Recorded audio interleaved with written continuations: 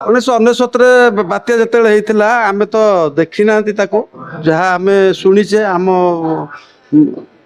ଆମେ ସେଇ ସମୟରେ ମାନେ କବାଟ ଦେଇକି ଘର ଭିତରେ ଆମକୁ ଆମ ବାପା ମା ମାନେ ରଖିଦେଇଥିଲେ। ଯାହା ବାତ୍ୟା ସରିଲା ପରେ ସେମାନେ ଆମକୁ ଯାହା କହିଲେ ଯେ ଗାଈ ଗୋରୁ ଛେଳି ମେଣ୍ଢା ଏସବୁ କୁଆଡେ ଉଡ଼ିଲେ, ଆକାଶରେ ଏମାନେ ଉଡ଼ିଲେ, ସବୁ ଚାରିଆଡେ କବାଟ ଝରକା ଏସବୁ ଉଡ଼ିଲା, ଚାରିଆଡେ ପାଣି ମାଡ଼ିଗଲା। ସେମିତି ଗୋଟେ କାହାଣୀକୁ ନେଇକି ଏତେ ଦିନ ପରେ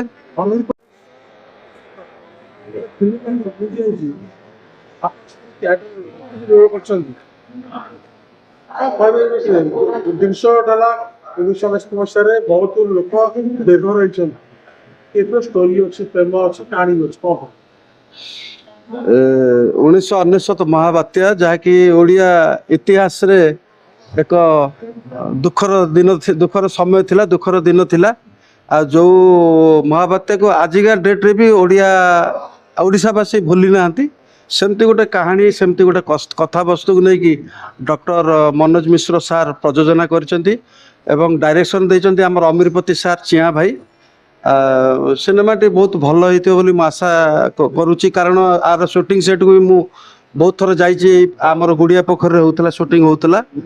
ଆଉ ଗାଁ ଗହଳିର ଯେଉଁ ଯେମିତି ଗାଁ ଗହଳିରେ ଲୋକମାନେ ନଈ ପୋଖରୀ ବିଲ ପାହାଡ଼ ପର୍ବତକୁ ନେଇକି ଚଳଚ୍ଚିତ୍ରଟି ଗାଁ ଗହଳିରେ ଯେମିତି ଲୋକମାନେ ଗାଧୁଆ ପାଧୁଆ କରୁଥିବା ସମୟରେ ବା ଯେକୌଣସି କାମ କରୁଥିବା ବେଳେ ଯେମିତି ମହାବାତ୍ୟା ଆସିଥିଲା ଯେତେବେଳେ ସେଇ ସବୁ କାହାଣୀକି ପରିକଳ୍ପନା କରିକି ନିର୍ଦ୍ଦେଶକ ଅମିରପତି ସାର୍ ତାକୁ ତିଆରି କରିଛନ୍ତି।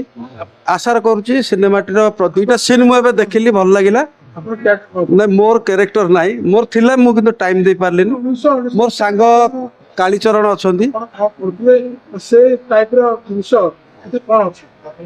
1999 ବାତ୍ୟା ଯେତେବେଳେ ହେଇଥିଲା ଆମେ ତ ଦେଖି ନାହାନ୍ତି ତାକୁ, ଯାହା ଆମେ ଶୁଣିଛେ ଆମେ ସେଇ ସମୟରେ ମାନେ କବାଟ ଦେଇକି ଘର ଭିତରେ ଆମକୁ ଆମ ବାପା ମା ମାନେ ରଖିଦେଇଥିଲେ। ଯାହା ବାତ୍ୟା ସରିଲା ପରେ ସେମାନେ ଆମକୁ ଯାହା କହିଲେ ଯେ ଗାଈ ଗୋରୁ ଛେଳି ମେଣ୍ଢା ଏସବୁ କୁଆଡ଼େ ଉଡ଼ିଲେ, ଆକାଶରେ ଏମାନେ ଉଡ଼ିଲେ, ସବୁ ଚାରିଆଡ଼େ କବାଟ ଝରକା ଏସବୁ ଉଡ଼ିଲା, ଚାରିଆଡ଼େ ପାଣି ମାଡ଼ିଗଲା।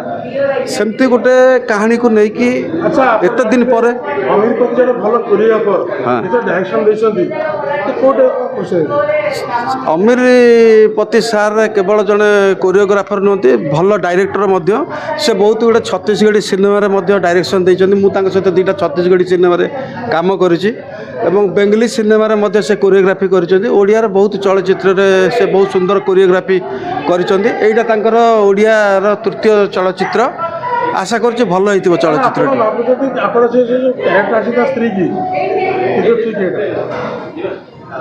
ସ୍ତ୍ରୀ ମେନ୍ କ୍ୟାରେକ୍ଟର ଆଜ୍ଞା, ଅମିରପତିଙ୍କ ସ୍ତ୍ରୀ ଏଥିରେ ମେନ୍ କ୍ୟାରେକ୍ଟର କରିଛନ୍ତି। ହଁ, ଆମର ମମତା ଆପା ବି ଅଛନ୍ତି, କାଳି ଭାଇ ଅଛନ୍ତି, ଆଉ ଅନ୍ୟାନ୍ୟ ବହୁତ ଆର୍ଟିଷ୍ଟ, ନିଜେ ପ୍ରଯୋଜକ ଡକ୍ଟର ଆମର ମନୋଜ ମିଶ୍ର ସାର୍ ବି ଅଭିନୟ କରିଛନ୍ତି। ଦେଖାଯାଉ, ସିନେମାଟି ଦେଖିଲା ପରେ ଜଣାପଡ଼ିବ କ'ଣ କେମିତି ହେଇଛି।